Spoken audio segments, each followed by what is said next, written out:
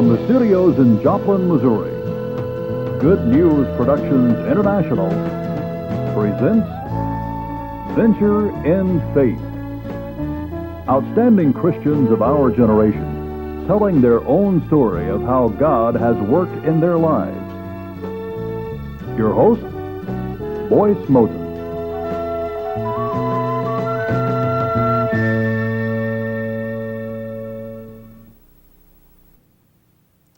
We're delighted today to have Roy Weece with us in this studio, and he's going to talk about a living relationship with Jesus Christ that never, every day for Roy Weece is a day of excitement. How did that begin in your life, Roy? Boyce, I became convinced from the reading of the Scriptures that there was more to the evidences available from God than just the objective evidences or the evidences outside my personal experience in life. Meaning that I knew there were evidences that God existed. I knew there were evidences for the trustworthiness of the Bible. I knew there were evidences for the resurrection of Christ, the historicity of Christ. But I also knew, if I was reading the Scriptures correctly, that there could be evidences in an endless fashion that could be my personal experience, and that those evidences would go on and on and on as long as I continued walking with Him and depending on Him to give me that adventure on a daily basis. And of course, daily, from one day to another, it'll vary. But I'm thinking of verses like the fact that in Acts 8, He led Philip to talk with the Ethiopian nobleman. He could still do that. He could put a Christian with a non-Christian. The fact that I want to go back and talk about this Ethiopian eunuch, because I've used this as an illustration that if I were giving advice to a young evangelist who was having a tremendous revival in the city of Samaria, many people coming to the Lord, and he said, well, I think God's calling me down to an area between Jerusalem and Gaza. I said, oh, how many people are there? Well, there wasn't anybody there. It was a deserted roadway. I would say, God isn't calling you, fella. Don't go. You know, that would have been but it was not my place to sit in judgment upon his personal experience, would it? Would it have been? Not at all. So God was leading him. Yes. The record says so. And that this may be the way that the gospel came to the continent of Africa, through the conversion of the Ethiopian eunuch. Right. And the question, of course, arises in the minds of some, could he still do that? Well, he hasn't lost power. Now, God doesn't necessarily have to do today everything that He's ever done in history to be God. I'm not convinced of that, but I am convinced that He can do what He wants to do and He won't make any mistakes. And His power shop is still open. I still have vivid recollections, Roy, of my first encounter with this as it relates to you. You were ministering in Eldon, Missouri. Yes. And what kind of a church were you ministering with? This was a church that was determined to be just like the early church as much as possible, to take a giant step back over Protestant denominationalism, back over Catholicism, back to the early church, and try to recover and restore the early church practices and principles and purposes.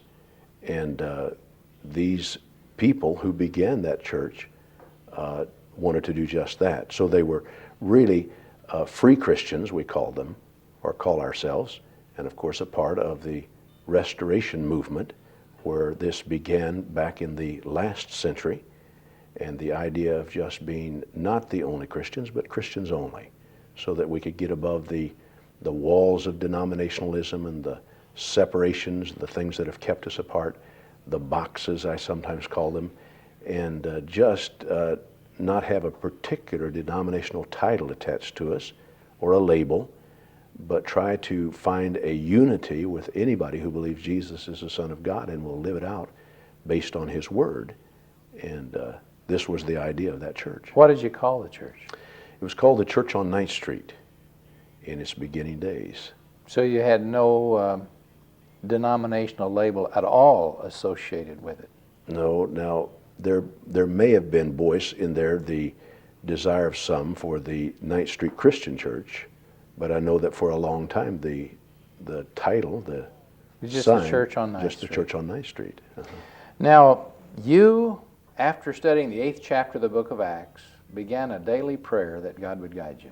Yes.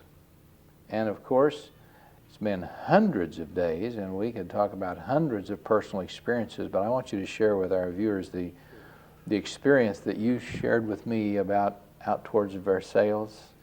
Yes, you had come up there to work with me in that church, and we were talking about this that day, and I shared that I, after praying, drove over into the area of Versailles. I can't remember exactly what I was doing over there, but I came back, and that's a distance from Eldon.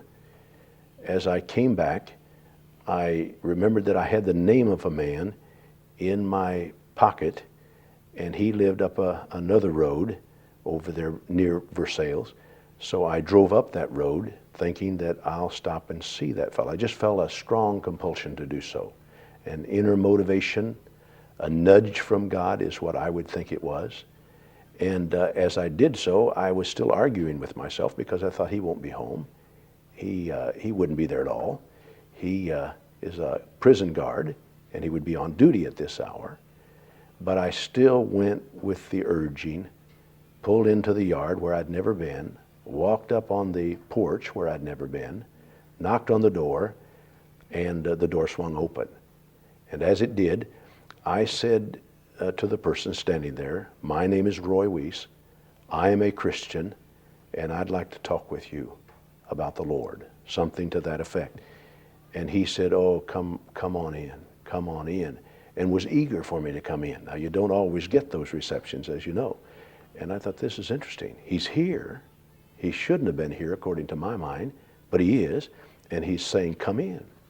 So as I went inside, he pointed to a chair, and he said, "That chair is where I was just seated minutes ago with a revolver to my head, and I was going to take my life."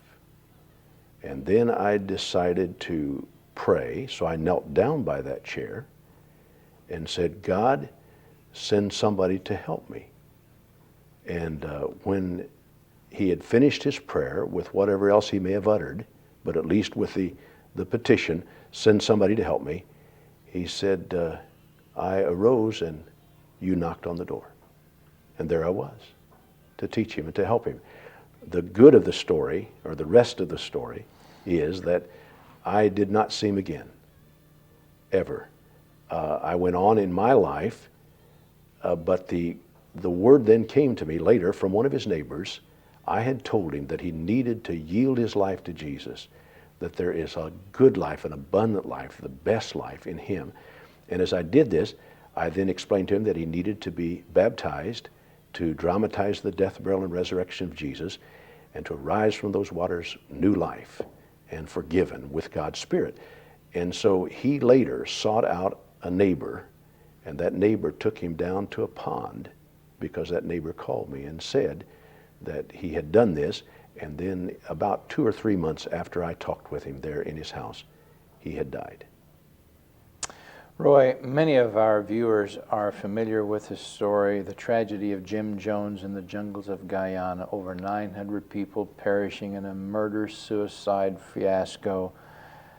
And they may be afraid, if I pray for guidance and I just go by these inner nudges or impulses, what kind of protection do I have from this kind of excess? Okay. I need my mind filled with his word, his written word, and that written word then becomes my guide, as well as his Spirit, as well as his Son, that is God's Son.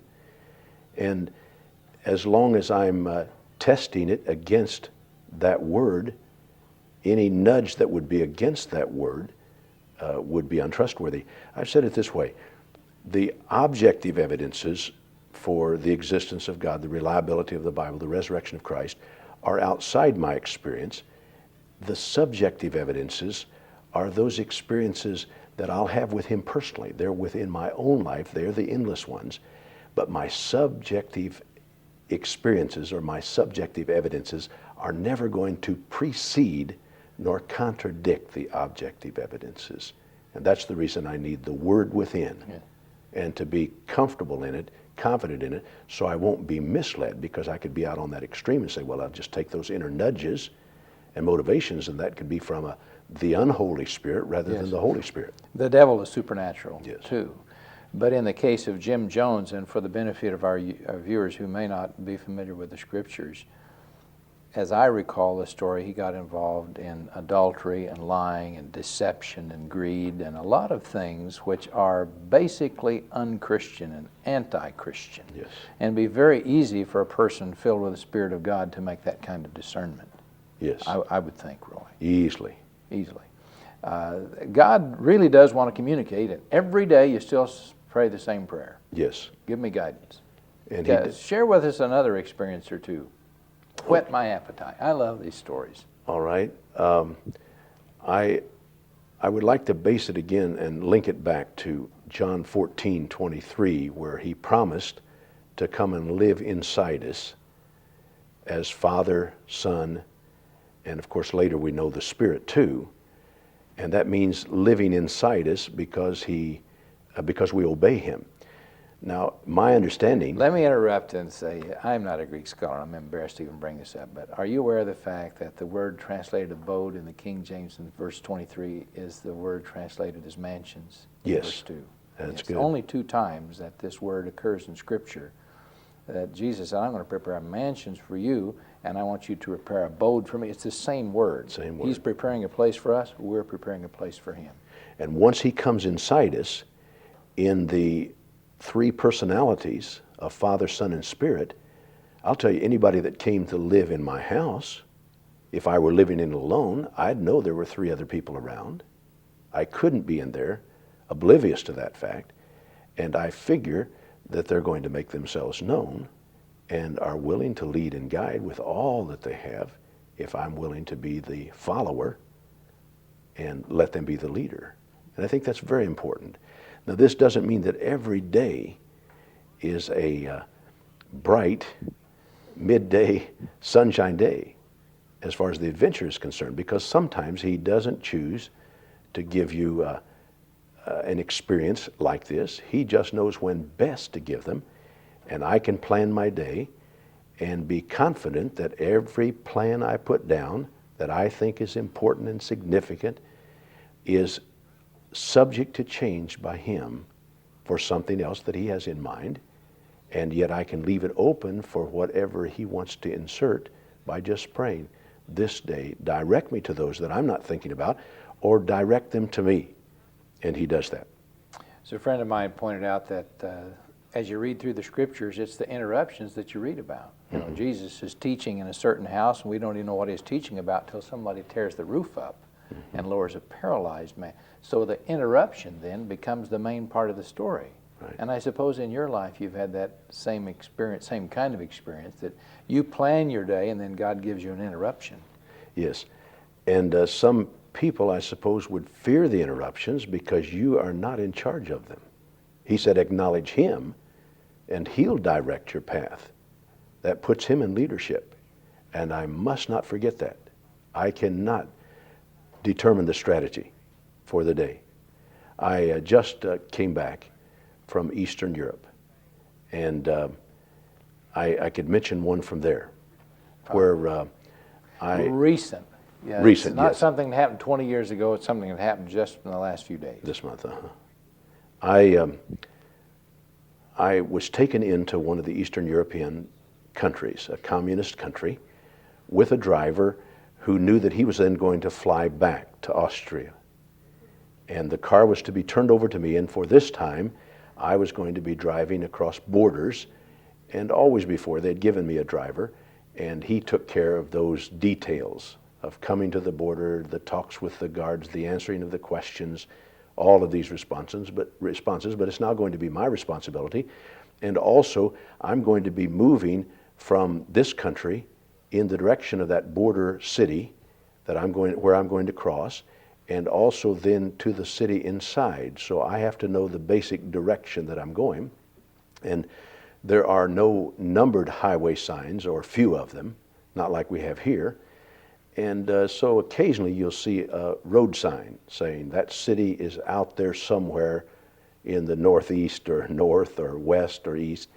And so you basically just drive your automobile down the highway in the direction where you know that city is and look for an occasional sign that would point you in that direction. Well, knowing that, I began the day for my first border crossing with, God, I'm really going to need your help today for these unknown eventualities that you know about, and I'm counting on you. And my dependence right now will be heavier than probably it's been back there in America, and I apologize, but it's just that sometimes we set our own course. But I prayed specifically the night before, I prayed specifically as I arose, and then I departed.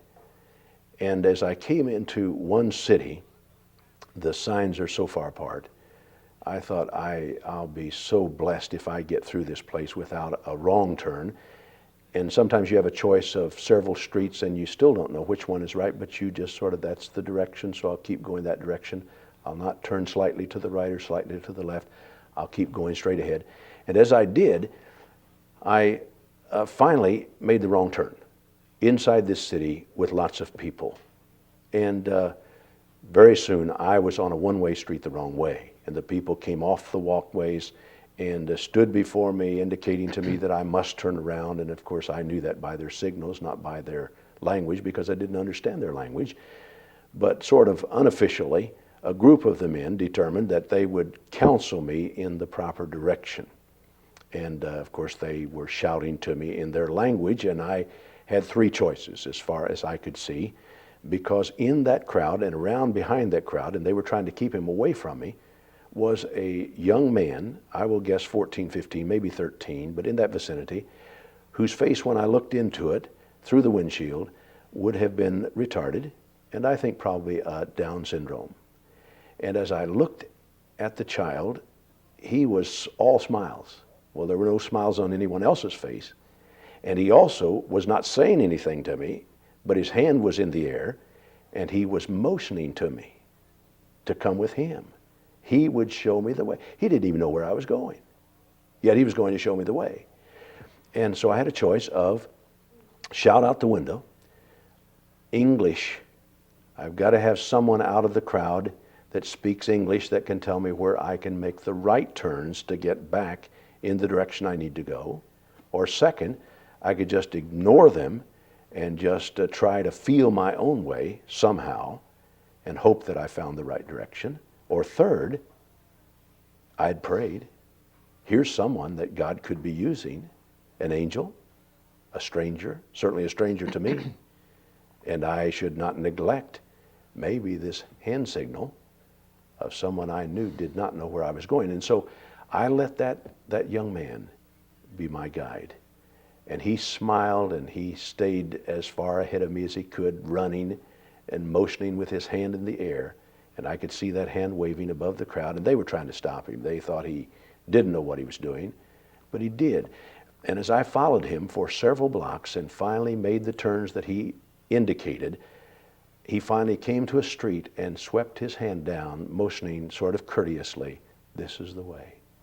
I took that road, smiled big at him, thanked God for his provision, went on my way, and in a few blocks, there was the city sign that I needed to go on into the country where I was headed. And I knew again that God had provided for me that which he said he would. This was an evidence for me of God working in me, his presence in my life, and he delights to do that, just like any parent delights to do things for their children that the children can't do. I could never map that out. And I guess I'll ever marvel that young man wouldn't have known where I was going. Roy, you say a young man, a certain city. Why don't you tell us the name of that country or that city?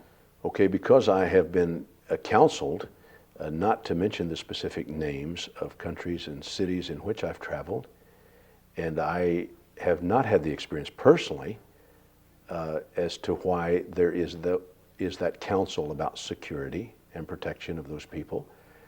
But I'll take it from those who are in charge, who send me in. And yet I have seen inside some problems for those whose names were mentioned over here and mail was sent to them, and sometimes in great amounts, and it presented problems for them, sometimes interrogation and harassment from the police because they were suddenly receiving too much mail, and it couldn't be just for gestures of love because of the birthday of the girl. You know, most of our viewers are in free countries, and when you become a Christian, you'll probably get a promotion, you'll be more diligent on your job, and you'll be more better accepted in your community. That's not true in Eastern Bloc countries, is it, Roy? No, it isn't. The person that's found out to be a Christian may be allowed to continue in his job, and sometimes they are, but he also may be fired from his job, especially if he speaks up for Christ in an evangelistic manner. I was in the home of one school teacher, and a student had asked, "You are religious?" And the teacher said, "Yes, I am Christian." And would you tell me about being a Christian? The student said. And the teacher said, "Yes," and did, and lost the job. See, just in a response. And so I've met them who have been fined for what they've said. They have been fired for what they've said. And it is difficult. Neil Norheim did an interview with Joseph Tone. Yes. On video. It's available from Good News Productions. And Joseph said that in Romania, where he comes from, it is against the law to own a typewriter. You have to have a special permit to own a typewriter because there seems to be a tremendous fear of information. Mm-hmm. And that's difficult for people in a free society to even comprehend, the restrictions and fear. Mm-hmm. But as Christians, we're children of the day, children of the light. We're not afraid of it. All truth is compatible with all other truth. We don't have to fear truth, do we, Roy? Not at all. Don't have to be afraid. It will not contradict itself. It will not unite in forces against each other. It's going to be always harmonious. You've made several trips behind the Iron Curtain. Tell me about the first time. The first time, of course, I was driven in, and in that drive through the border, a lot more hours involved in crossing than this last time. And now I'll probably make comparisons because of the experiences of several. But in going across, you know that you're being prayed for because you're serene in there. You're peaceful about it, calm about it, and confident that God is guiding and blessing you while you go in. My first one of the experiences, I was of course taken in, delivered to one man, who delivered me to a third man, who then took me to the place where I was to teach.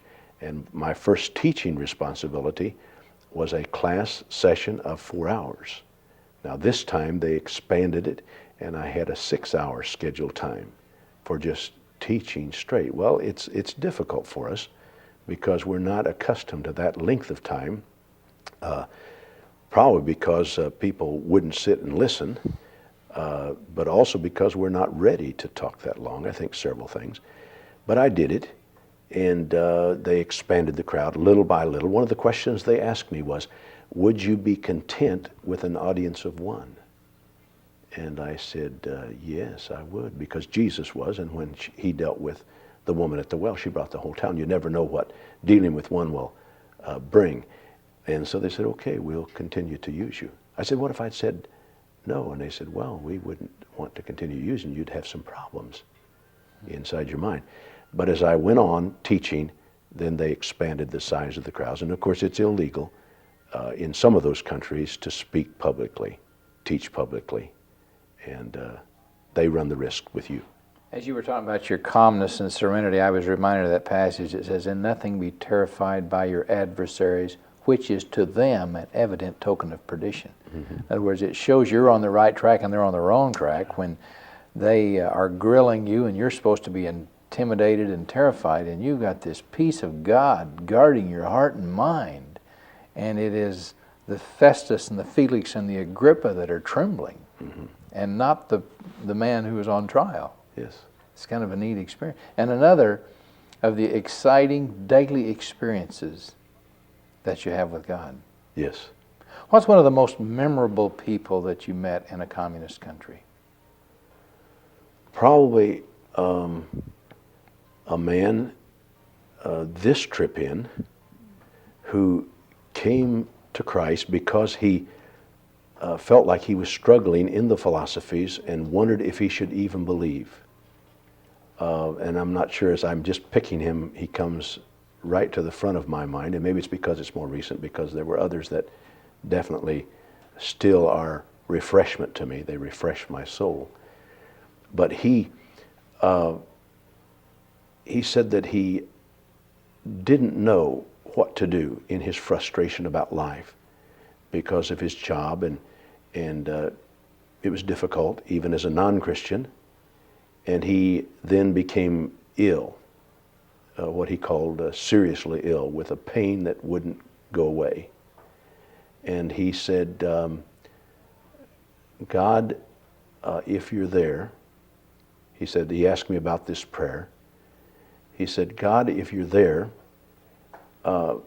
please take away the pain to show me that you are. And I then will become a Christian. I will give my life to you. And he said, I will specifically be baptized. And he said, I didn't even understand what baptism was. I just had heard the word. But I said, I'll do it if that's what it takes. And he said, the pain was so intense, and it was instantly gone. Now, the reason he asked this was, what kinds of evidences will God give to a person who isn't even yet a believer or is just coming to faith? And I said, that's up to him. I'm willing to let him decide. He won't make any mistakes. And then as soon as he did this, he began reading and studying. He became a Christian, and immediately his wife left him. She didn't want the risk of having a Christian mate. And so she left him alone. And he's alone. But strong faith. I was blessed by just the depth. He said, I have feelings for people, compassion for people that are lost now. And of course, he was talking about what God had given him inside. All that, he said, I have joy. I regret losing my wife. I wish I could have her back. He said, I still love her. But I have in my heart joy, like he promised. See, there's your subjective evidence. I have a contentment, satisfaction with the Christian life. And he said, it has just amazed me what he's given that has helped me along the way. And I will continue with him because of this. But he said, one of the most amazing things he's given me is I knew I was then to be concerned about people and their destiny simply because I'd become a Christian.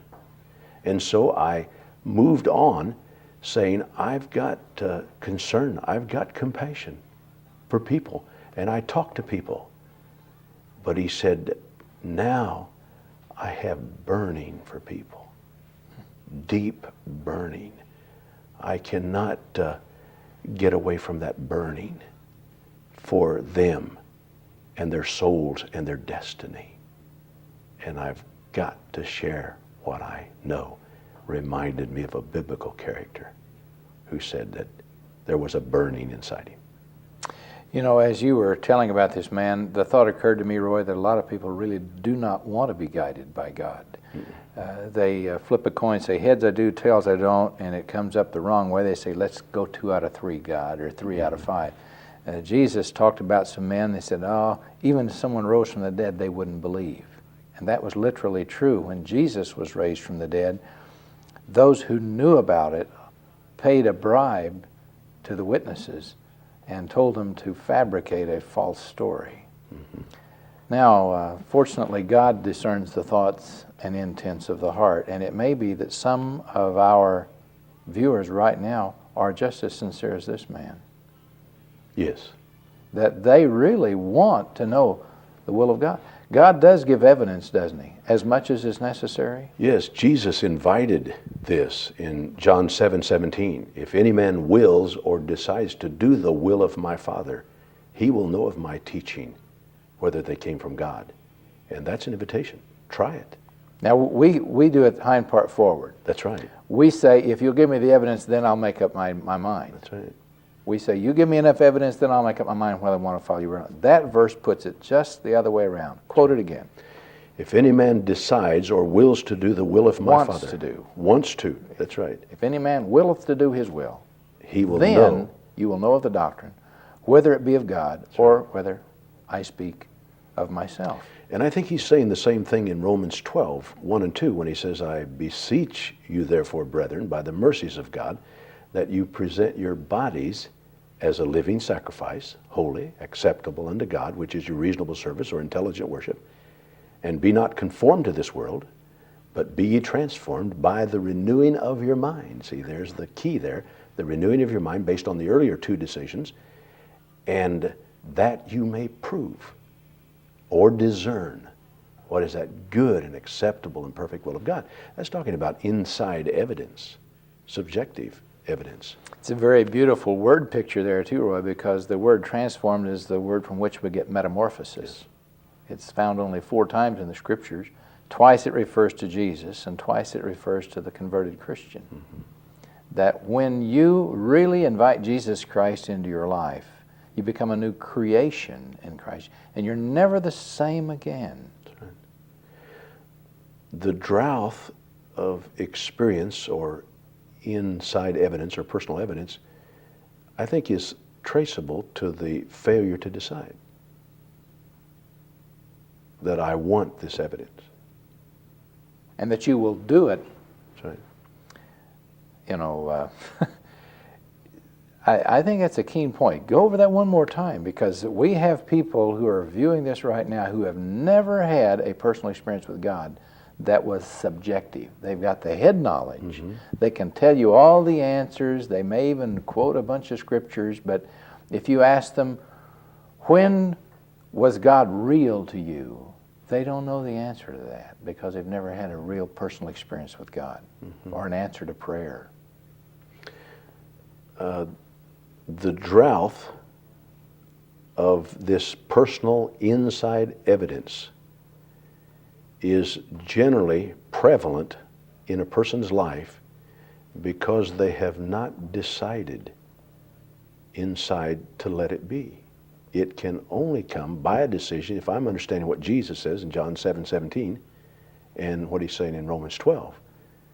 You decide to present your body as a living sacrifice. You decide to say no to the world. You're the one that makes that decision. And once you give permission, he lets go of the power. I'm smiling because I was thinking of this preacher who said that some people, instead of dying to self, only fainted. That's good. They crawled off the altar. You know, they got on the altar as a living sacrifice and said, hey, this isn't really what I wanted after all. Right. And so they backed out and reneged on their commitments to the Lord.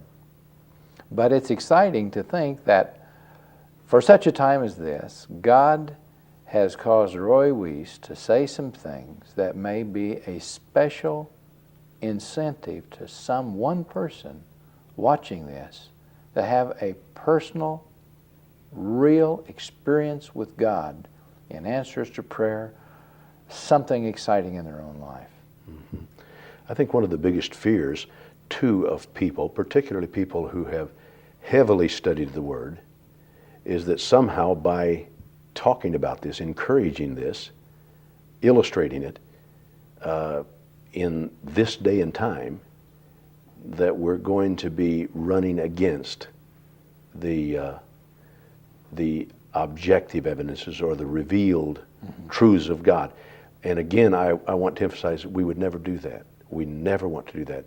If suddenly there is a motivation or a nudge or a compulsion that I know is contrary to what I know he's written down, I must say no to that.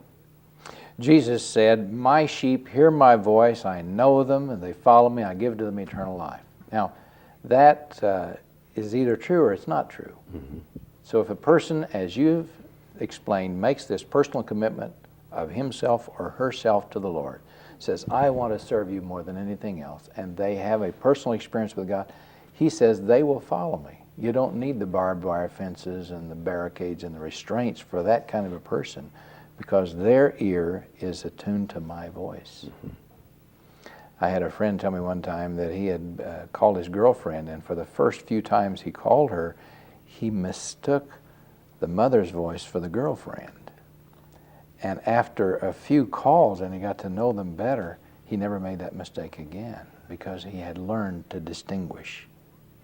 And I think that there are evil spirits trying to damn and destroy the people of God. And we have to discern the spirits whether they're of God, because there are many false spirits that have gone out into the world. An American visiting in Palestine said that he asked a shepherd at the end of the day, when he called them to follow him, he said, do they always follow? And he said, yes, unless they're sick. And that stayed with me, that I might not hear his voice, I might not be sensitive to his nudging, motivation, whatever we say, in the written or the inner, if I am spiritually ill. The scriptures teach in Hebrews 13:5 that he will never leave us or forsake us. And there are 5 different negative expressions in the Greek language. I don't want to come on like a Greek scholar, because I'm not, but I do know that's a fact.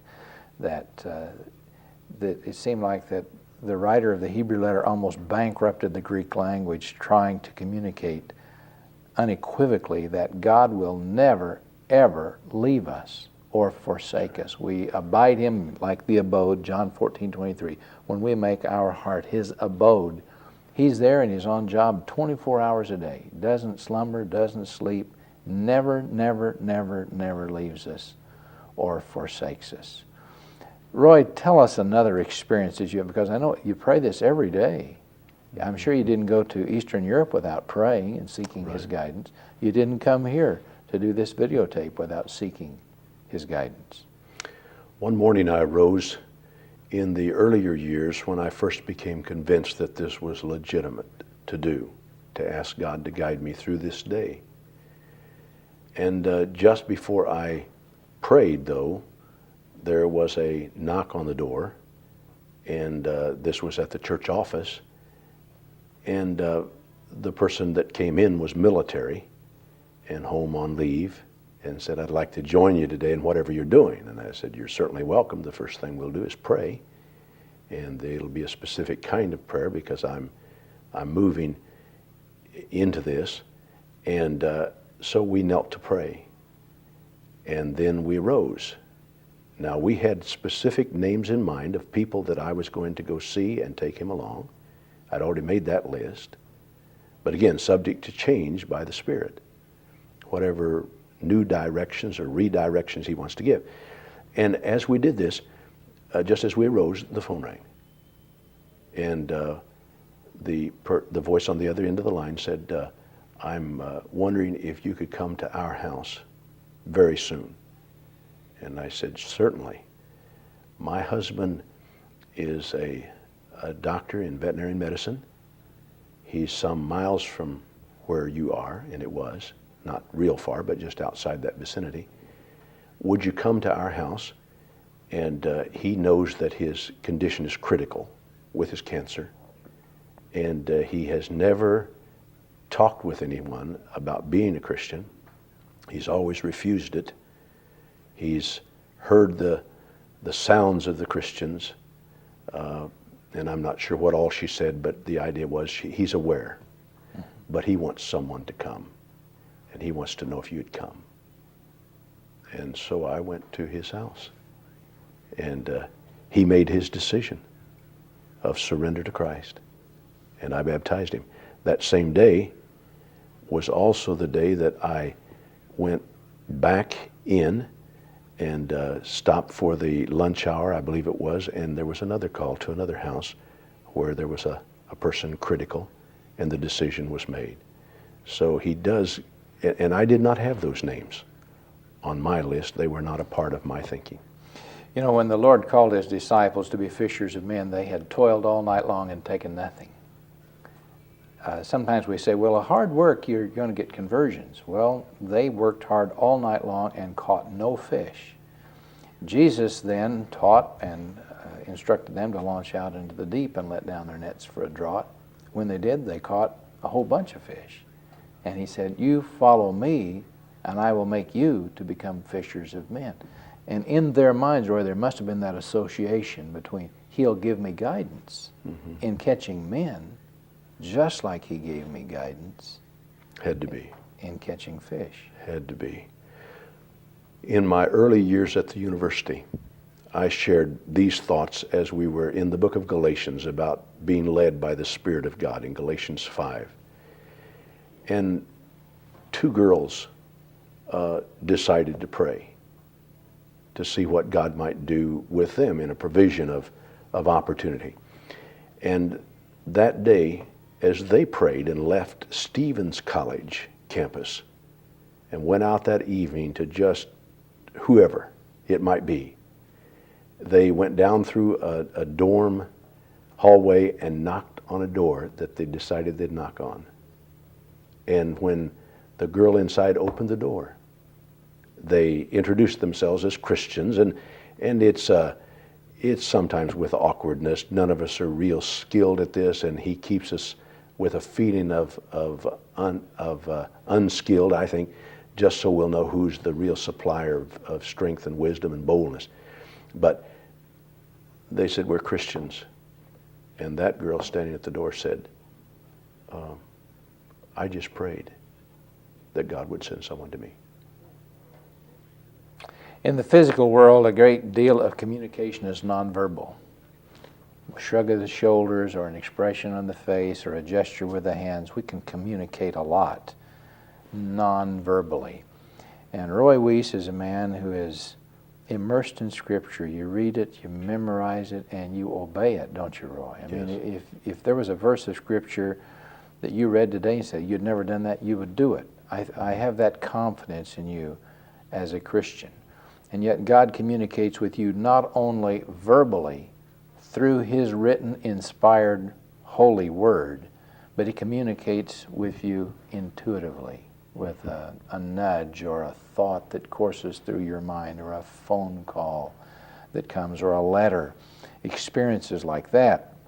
And I want our viewers to know that the God of Roy Weece is the only God there is. There's just one, and He can be your God, and He can give you guidance, and He can give you direction.